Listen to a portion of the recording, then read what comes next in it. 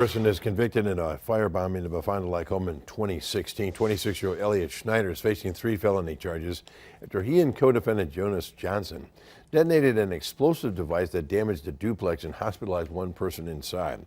Officials say the 2 men were paid to retaliate against one of the persons inside the home after they allegedly stole marijuana from Schneider.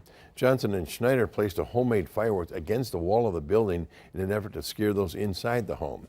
Victims say they could have been killed and experienced constant headaches and ringing of the ears years after that blast. Schneider faces up to nearly 60 years behind bars. Both will be sentenced next week.